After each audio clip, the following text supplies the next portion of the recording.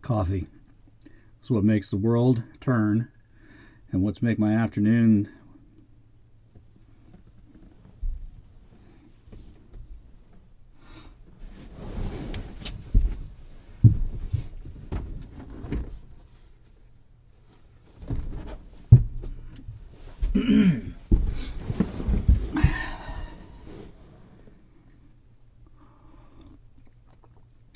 I love coffee. It's what makes the world worth getting up to, you know?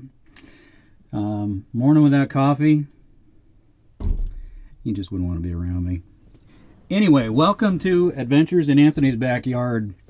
Today's adventure, bringing Grim, that's this vehicle that I'm sitting inside right now, home. This is my sister's 1972 Dodge Travco motorhome. It's a nice piece of vintage equipment, and it's pretty fun. I mean, you've got rocker panel switches here. The speedometer's not working, but once I get a cable and stuff in there, I think the 89,000 or 84,798 miles is probably original miles for whatever it had on it when the speedometer cable broke. Heater controls, automatic transmission. Underneath here is, if I can get my coffee cup to sit,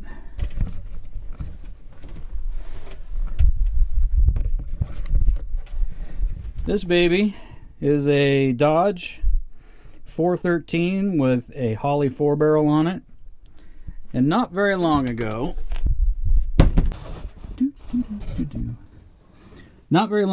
I had Grim out for a little drive.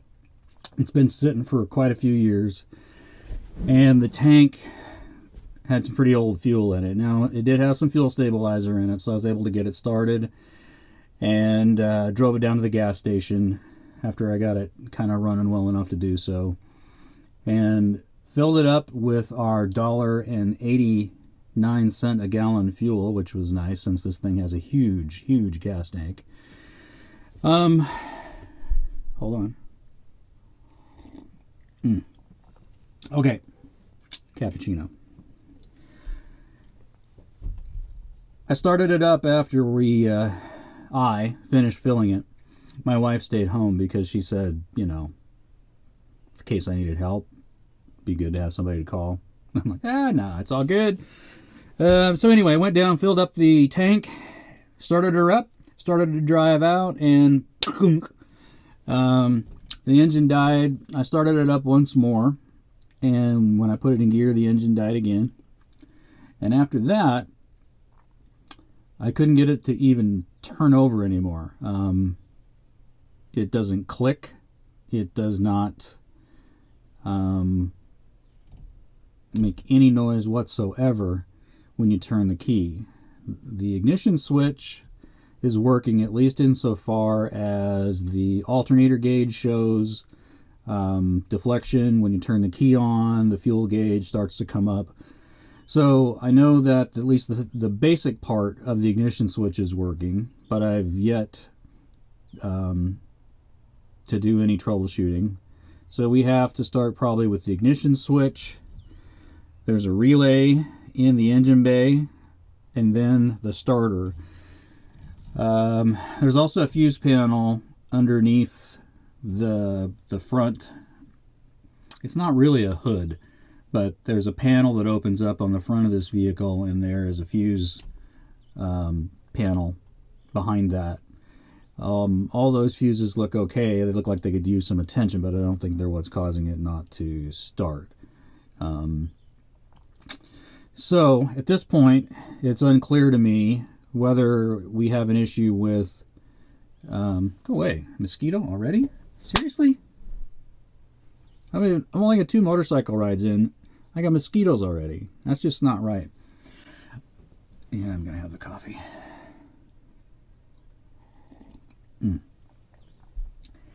So, at any rate, so that I can figure out what's going on with this, my wife, who will be in the future.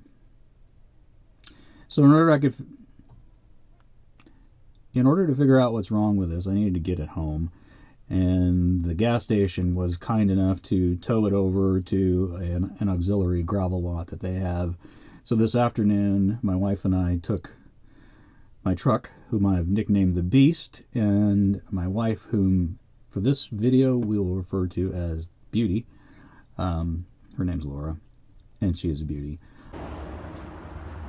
We're gonna pull the Grim up the hill back to the house, and I get to drive the Beastie, and I'm going to take it this way, and we're going to go around these vehicles and come back out here, and we're going to come back this way and go past this tree here and hang a left and go up the hill. Okay, Robin, and whoever else may watch this video, there's Grim. Sadly, Grim does not wish to cooperate. Tried again today and still won't start, won't click. Now, I'm still not sure if it's a bad relay or a bad starter because I haven't had a chance to do any troubleshooting yet, but we're taking it home so that I can get a chance to do that. So we have the Beast down here today. Got the chain hooked up and hooked around the frame. And let's just walk up here. The beautiful Laura, say hi, Laura. Hi, Laura. Is gonna tow me home.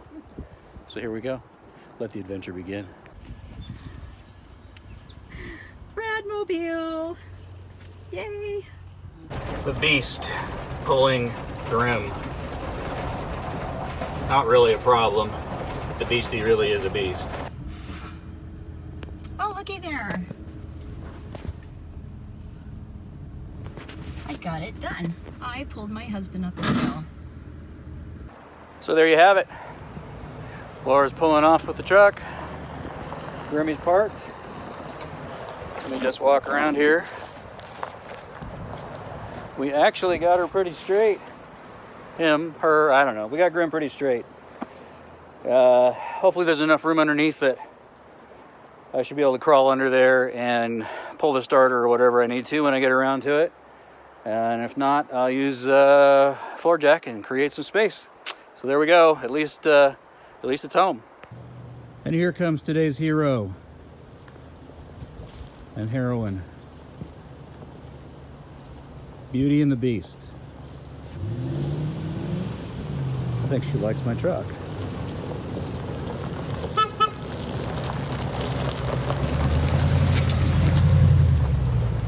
So there we go. That's what the Beauty and the Beast and I spent our part of our afternoon on today.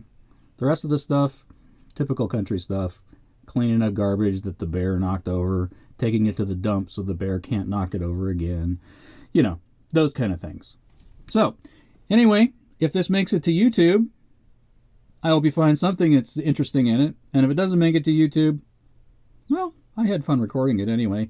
And it's good for posterity. Someday my kids will watch this and they'll go, "Oh my God, Dad, where'd you get that crappy video camera?" Anyway, have a great day. Anthony, from my yard in Idaho, signing off.